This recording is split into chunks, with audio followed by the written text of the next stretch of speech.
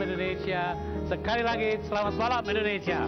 Selamat berjumpa kembali dalam acara Malam Minggu bersama Slamet Raharjo. Acara dari kita, untuk kita, dan oleh kita sendiri. Dengan demikian, saudara, saya merasa bergembira sekali karena kali ini saya ditemani oleh sebuah orkestra yang bisa lebih menghidupkan suasana ini. Untuk itu, Ratna pada piano, Tony pada saxophone, Molly pada gitar, dan Johnny pada bass. Suasana seperti ini, saya harus memberikan sebuah semacam titipan dari redaktur bahwa malam ini kita akan membicarakan masalah tentang kita itu yang berhubungan dengan hajat kita berlalu lintas di jalan dalam keinginan kita bersosialisasi dengan teman-teman lain. Nah, berlalu lintas di sini memang secara mendalam kita bisa melihatnya bahwa lalu lintas itu bisa segala bentuk. Tetapi malam ini kita memberi garis bawah bahwa pengertian berlalu lintas adalah berlalu lintas di jalan raya. Untuk itulah judul yang akan diberikan dan akan kita bahas malam ini adalah berlalu lintas cermin peradaban.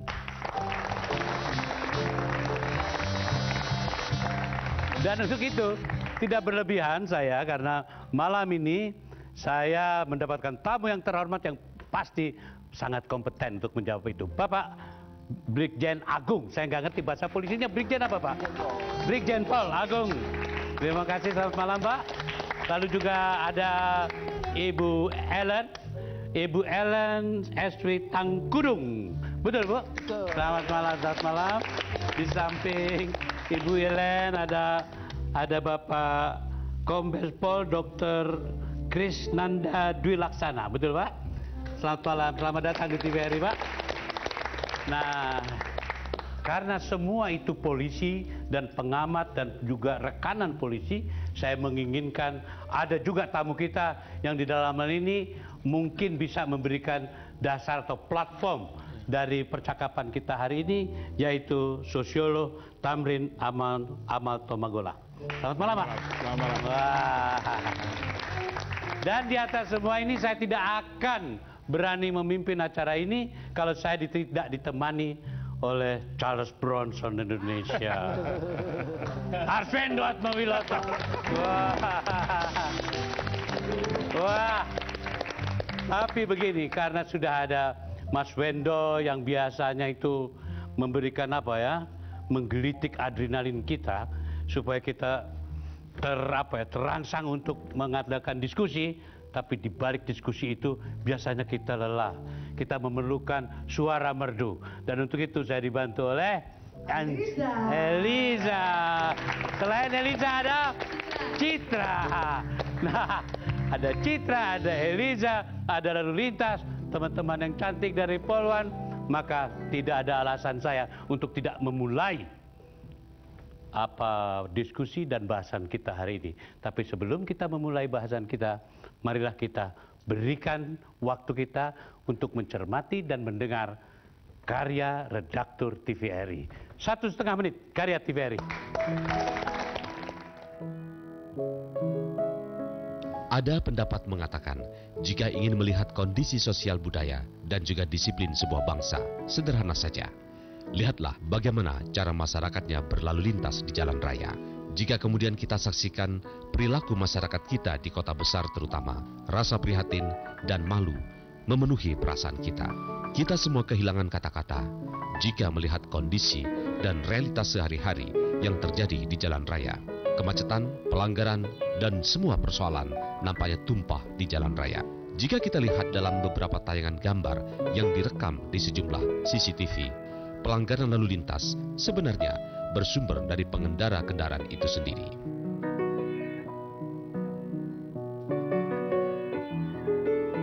Masalah lalu lintas bukan hanya urusan polisi semata, tapi kita semua. Dan masalah lalu lintas bukan sekadar kemacetan, pelanggaran marka jalan maupun rambu lalu lintas. Akan tetapi, keamanan dan kenyamanan masyarakat, terutama pengguna angkutan umum, merupakan satu hal yang perlu diperhatikan. Sejumlah kasus yang muncul diantaranya perampokan bahkan pemerkosaan, sehingga ada semacam rasa was-was berlebihan warga masyarakat untuk menggunakan kendaraan umum. Berlalu lintas pada akhirnya adalah potret peradaban masyarakat. Jadi, silahkan kita menilai sampai di manakah tingkat peradaban kita saat ini. Baik. Terima kasih teman-teman TVRI. Minimum Anda telah memberikan dasar dari bahasan kita malam ini. Tapi karena di sini saya lihat dominasi polisi ya. Saya ingin platform itu yang memberikan bukan dari kepolisian. Tapi bagaimana kalau kita dolar Bapak Amal tampilin Temagola lebih dulu. Silakan Pak. Okay. Jadi berlalu lintas cermin dari peradaban. Kira-kira gimana Pak tuh? Ya, di situ ada dua kata dua kata kunci. Ya. Lalu lintas cermin peradaban. Di situ kata. Kenapa Bapak agak grogi sedikit? Karena dekat dengan yang canggih. Oke, silakan. Kalau di jalan barangkali saya tidak pernah melanggar lalu lintas. Kalau ada yang mengawasi. Ya, bagaimana? Jadi ada dua kata yang kunci di situ, yaitu jalan dan peradaban. Nah, kalau jalan itu pengertian bagi orang Indonesia, jalan itu tidak ada arah yang harus diikuti, dipatuhi. Namanya jalan, orang bisa masuk dari kanan, bisa masuk dari kiri, bisa masuk dari depan, dari mana saja. Nah, itu berbeda dengan peraturan lalu lintas yang mengatur berbagai macam arah dari jalan yang bisa dimasuki dan tidak bisa dimasuki. Nah, kemudian di jalan itu sebenarnya kita sebagai negara maritim, sebagai negeri maritim, kita paling beradab dan mempunyai kemampuan untuk mengatur lalu lintas itu justru di air. Jadi lalu lintas di laut, lalu lintas di sungai, itu kita mempunyai peradaban yang cukup tinggi di situ. Cukup lama lah ya. Cukup lama, karena itu dari nenek moyang kita, moyang kita yang memang bangsa maritim. Tapi kalau untuk lalu lintas di jalan raya, nah itu lain. Saya kira dalam hal itu kita belum beradab. Sehingga belum bisa kita sebut bahwa di jalan raya itu kita sebagai bangsa, sebagai masyarakat itu cukup beradab. Tapi nggak usah khawatir, karena Prancis yang dianggap sangat beradab itu lalu lintas di Paris paling semraut. Terutama pengemudi perempuannya itu, lady driversnya, itu sableng bukan main masuk aja itu. Nah, jadi saya kira nggak usah terlalu kecil hati, tapi kalau di peraturan di jalan raya yang dimana kita berlalu lintas itu belum mempunyai peradaban, itu bisa dimengerti karena peradaban itu harus melalui 3 tahap. Tahap pertama adalah tahap awal, tahap alat masuk. Jadi misalnya lampu lalu lintas, garis-garis yang ada di jalan, kemudian ada batas-batas jalan, itu alat. Itu namanya tahap alat. Itu yang disebut dengan tingkat pertama dari modernisasi menuju peradaban. Nah, tingkat kedua, kalau alat itu kemudian dibentuk lembaga untuk mengatur alat itu. Jadi ada lembaga yang khusus mengatur alat-alat lalu lintas itu, traffic light dan sebagainya itu. Nah, itu berarti peradaban sudah masuk pada tingkat yang kedua, yaitu tingkat institusional. Jadi pertama tools, new tools, kemudian institusi, ke lembaga, kemudian yang ketiga yang terakhir, yang sebenarnya yang paling tinggi, yaitu kalau apa yang diajarkan oleh lembaga-lembaga yang mengatur alat-alat baru itu sudah mendarah daging dalam setiap warga masyarakat, sehingga walaupun ada polisi atau tidak ada polisi, orang patuh. Jadi contohnya misalnya kalau kita lewat di jalan raya, kemudian lampu merah, jam 12:30 malam, tidak ada polisi, tidak ada orang lain. Tapi begitu dia merah, kita berhenti. Nah, itu berarti, dan kalau sebagian besar dari warga masyarakat sudah begitu, itu berarti masyarakat itu sudah sampai pada tahap yang tertinggi, yaitu tahap individu, tahap mendarah daging pada tingkat individu. Nah, saya kira di Indonesia ini, terutama di kota-kota besar, jauh dari itu. Tapi kalau kita pergi ke kota-kota menengah dan kota-kota kecil, justru di sana ada peradaban berlalu lintas di sana. Ada alatnya. Coba misalnya pergi ke kota menengah seperti apa? Seperti Kendari misalnya. Itu kota menengah, Palu misalnya. Itu di sana ada, karena di sana itu juga karena ada bantuan dari kontrol sosial. Itu kuat karena orang saling mengenal. Tapi di kota besar seperti Jakarta, Surabaya, Bandung, Medan, Makassar, itu orang menjadi anonim di jalan. Sehingga kalau orang melanggar peraturan, orang tidak malu. Siapa sih yang kenal saya? Kalau di kota kecil nih, Ahmad Toga Magola. Iya, itu kan merah bapak, dicabret, wah, itu udah bapaknya boleh. itu kiai, kok begitu? Begitu, betul. Nah, jadi bantuan dari kontrol sosial itu membuat orang patuh. Tapi di kota besar, makin besar kota, itu biasanya kecenderungan untuk melanggar aturan itu makin besar. Karena di kota besar itu karena padatnya penduduk, orang berebut segala sesuatu. Setiap ruang itu diperebutkan dengan ketat gitu. Jadi kita lihat pada saat macet itu ya, itu orang saling masuk untuk merebut, itu bukan main. Dan itu bukan sesuatu yang orang Indonesia jelek, bukan. Itu hukum dari ruang dan penduduk. Makin besar penduduk, makin ketat kompetisi untuk memperebutkan ruang. Tidak masalah bangsa apa. Tidak masalah itu orang Indonesia begitu, orang Prancis begitu, tidak. Itu masalah hubungan antara ruang dan jumlah penduduk. Oke, untuk sementara itu dulu Pak. Pak Agung sudah dengar dari sosiolog bicara gitu. Dari sudut pandang Bapak bagaimana kira-kira? Yang pertama tadi Pak Tamrin saya sependapat, dan prolog dari Pak Slamet menyampaikan bahwa berlalu lintas merupakan peradaban suatu bangsa, atau berlalu lintas merupakan cermin budaya suatu bangsa. Saya sependapat itu, Pak. Yang kedua tadi Pak Tamrin menyatakan bahwa masyarakat kita masih belum beradab. Saya sependapat itu. Oleh karena itu yang ingin saya sampaikan adalah berkaitan dengan apa yang dilakukan oleh Korlantas Polri. Salah satu tugasnya adalah melakukan pendataan terhadap kecelakaan lalu lintas seluruh Indonesia, Pak. Dari pendataan tersebut kita sangat prihatin dengan tingkat fatalitas yang masih relatif tinggi. Itu kalau kita bicara 1 tahun, Mas Arvindo, itu tahun 2011 itu sampai 31.000 sekian. Itu yang meninggal. Kalau kita hitung per bulan, per hari, 1 jam itu paling tidak 3 sampai 4 orang yang meninggal dunia. Korban seluruh Indonesia, Pak? Seluruh Indonesia. Tiap jam? Setiap jam. 1 hari itu antara 80 sampai 85.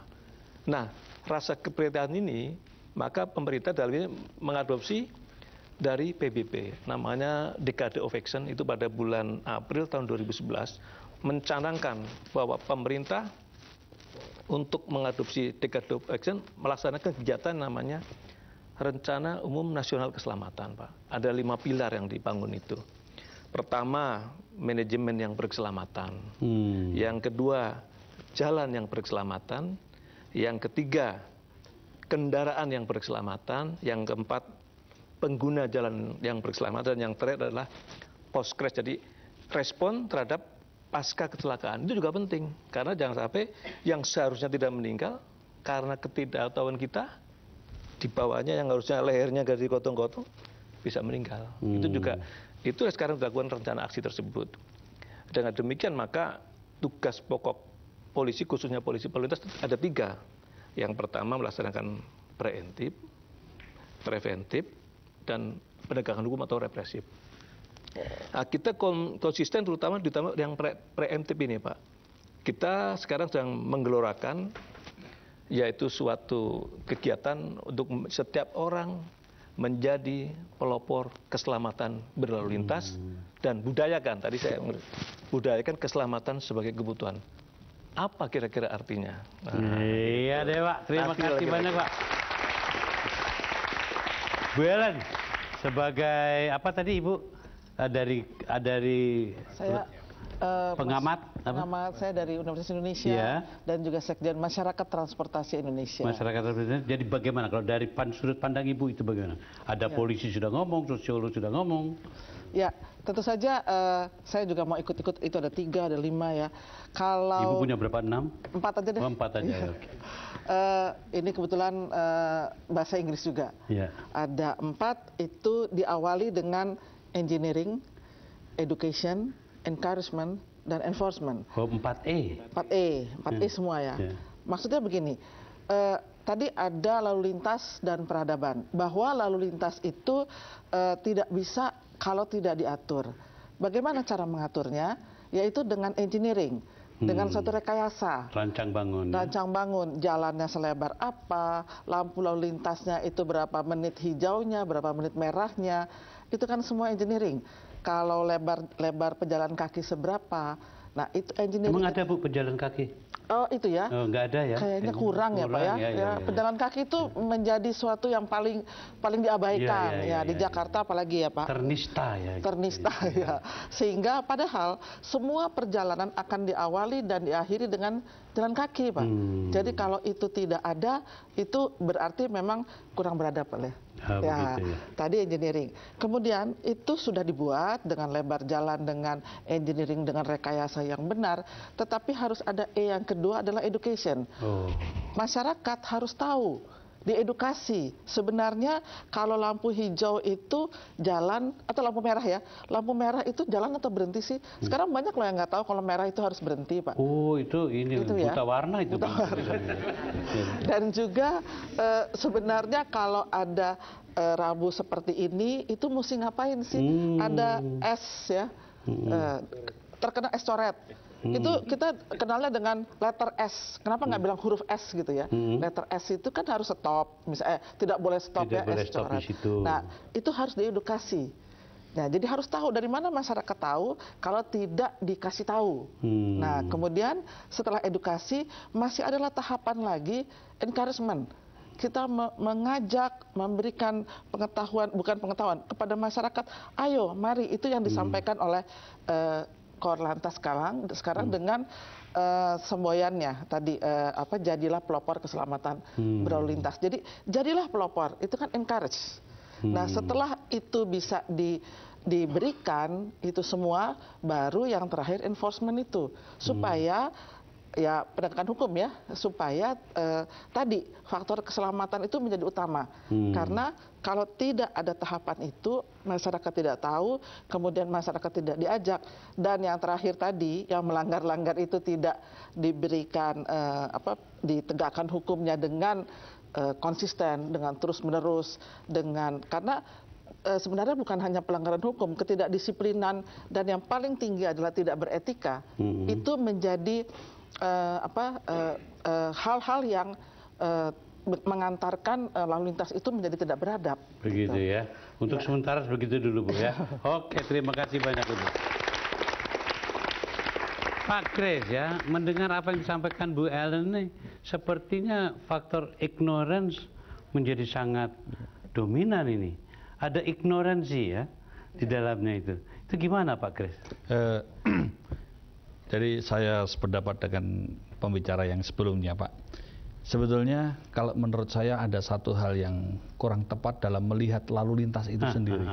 Lalu lintas harus dilihat yang pertama sebagai urat nadi kehidupan. Kenapa sebagai urat nadi kehidupan? Karena dalam masyarakat itu bisa hidup, tumbuh, dan berkembang kalau ada produktivitas. Nah produktivitas itu dihasilkan dari aktivitas. Dan aktivitas-aktivitas itu hampir semuanya didukung dengan lalu lintas. Maka lalu lintas harus aman, harus selamat, harus tertib, harus lancar. Yang kedua, lalu lintas ini tadi dari judul suatu cermin peradaban atau simbol budaya bangsa. Karena seperti itulah kemampuan, pengetahuan, keyakinan yang tercermin dari perilaku-perilaku itu. Yang ketiga adalah lalu lintas ini sebagai cermin tingkat modernitas suatu bangsa. Nah, bagaimana ini tadi bisa tersampaikan bahwa harus aman, lancar, selamat, tertib. Ini semua harus ada suatu sistem yang disampaikan oleh Bu Ellen tadi, bahwa yang namanya edukasi, engineering, encourage, dan juga enforcement ini juga harus ada satu garis dan memang ada satu benang merah yang saling terkait. Kemudian yang disampaikan oleh Pak Agung tadi ada yang berkaitan dengan namanya dekade aksi keselamatan atau rencana umum nasional keselamatan yang ada 5 pilar tadi Pak. Nah hal-hal seperti inilah yang harusnya menjadi satu perhatian buat kita, bahwa yang untuk menyatakan yang Pak Slamet tanyakan, kenapa orang bangga melanggar? Kita bukan bangga kalau tertib. Itu karena salah asuhan, salah pendidikan, Pak. Sebetulnya kalau kita melihat, kenapa orang pakai helm takut ditilang? Aneh kan, Pak? Padahal orang ketika berlalu lintas, dia harus punya kesadaran, disiplin, dan tanggung jawab. Karena ketika dia berlalu lintas, dia bisa menjadi korban. dia bisa menjadi pelaku, dia bisa merusak, menghambat, bahkan mematikan produktivitas. Maka oleh sebab itu yang namanya edukasi itu harus yang pertama dan utama, karena dia harus dilakukan baik secara formal maupun non formal. Yang kedua, sistem uji SIM, Pak. SIM ini bukan lagi pemohon SIM, tapi SIM ini ujian. Kalau ujian harus belajar. SIM ini apa? Ini merupakan privilege atau hak istimewa yang diberikan kepada seseorang yang telah lulus uji, yang bersangkutan dianggap telah memiliki kemampuan, keterampilan, kepekaan, kepedulian akan keselamatan baik bagi dirinya maupun keselamatan orang lain. Yang selanjutnya adalah penegakan hukum. Penegakan hukum ini harus dilakukan bukan hanya cara manual, harus juga dengan cara elektronik. Sehingga setiap orang berlalu lintas merasa terawasi, merasa punya tanggung jawab, punya kepekaan dan kepedulian. Oke, Pak. Waduh. Kalau saya sama Wendo itu masalah lalu lintas tuh hubungannya dengan metabolisme ini. Di usia-usia saya seperti Wendo ini, ancamannya cukup oke, Pak. Kolesterol tinggi, bisa kena stroke, ya kan, jantung dan sebagainya, karena lalu lintas yang diingkari oleh kita sendiri, sehingga menumpuk macet di mana-mana itu. Ada yang di sini, ada yang di sini, sehingga meletup, sehingga kita stroke. Sebagai Charles Bronson Indonesia, itu kira-kira ada pendapat. Ya, mohon izin, Saudara. Waduh, aku suka ini, Dua hari. Ya, kalau di sini sama kamu, kalau deket jenderal gitu susah, Mas. Oh, iya. Nggak tahu nanti kalau kita. Ya. Tapi saya mau mulai begini, Mas, supaya pandangan ikonik kita dan kenyataan. Realitas ini ada di masyarakat. Nah, realitas yang lainnya inilah sebetulnya yang lebih berperanan tentang lalu lintas ini, Mat. Kalau cuma ngajarin ini ini belok apa berantem, gampang. Itu transfer of technology. Nah, saya biar dianggap bisa bahasa Inggris. Iya, oke. Soalnya profesor tadi juga bahasa Inggris semuanya. Oke. Ya, Prof, karena Pak ini ngajarin ini biasa. Yang lebih mulia lagi adalah changing of behavior-nya. Ketika perilakunya ini berubah, tadi contohnya lampu merah halus dengan sendirinya berhenti. Tapi kalau dia lampu merah jam 12 malam berhenti, tabrak dari belakang, Pak. Itu nanti misalnya gitu. Nah, ini kalau di Singapura berhenti. Oh, ya di Singapura. Emang saya orang Singapura, jangan gitu dong, Prof. Nah, realitas-realitas yang lebih mulia inilah sebetulnya persoalan-persoalan pokoknya, Mat. Kalau tidak, usaha mau 3-in-1, ya orang ngambil di jalanan, nanti polisinya malah ruwet lagi. Nangkepin mereka disalahkan media. Ya emang salah kalau nangkepin orang miskin, ditangkepin, kurang kerjaan juga polisi ini. Nomor genap ganjil akan muncul reaksi yang tidak positif. Nah, kalau bisa, pasti ini jangkanya lama, tapi sekali lagi kalau peluang-peluang ini yang maju. Cantik bisa ya? Ya, atau pendekatannya lah. Jangan takut sama saya udah punya cucu. Ya, kecuali kalau lagi kilap itu soal lain lagi. Kalau dari sinilah pemberdayaan tadi segala macam ini adalah changing behavior, dan polisi ini mulia. Sedemikian mulianya, sekarang ngurusin banyak. Bayangkan anaknya Menko apa itu, Mat? Menko Ekuin. Masih Ekuin ya, Menteri Ekonomi. Masih. Tabrakan dia ikut ngurus, jalannya gimana. Nanti ada kawinan di mana jalan ditutup ngurus. Kan urusannya banyak lalu lintas ini. Meskipun duitnya juga banyak, Mas. Oh, banyak ya. Oh iya, saya bikin nomor supaya kelihatan bahwa itu mobil saya, nomornya H. Yang nggak tahu sampai di sana apa di dealer, tapi kalau cuma di dealer, polisinya nggak dapat ya dor gitu kali ya. Lah, bikin banyak tanggung jawabnya, mestinya jangka panjangnya juga ada. Oke. Tapi ngomong sama Wendo itu saya antara ngerti dan enggak gitu ya. Tapi kayak harus dihibur lah. Daripada saya antara ngerti dan enggak, mari kita dengar aja teman kita yang cantik ini menyanyikan satu lagu deh. Ayo, silakan. Mungkin macetnya itu gara-gara si Komo kali ya, Om. Oke. Macet lagi, gara-gara si Komo lewat. Pak polisi jadi bingung, orang-orang ikut bingung. Macet lagi,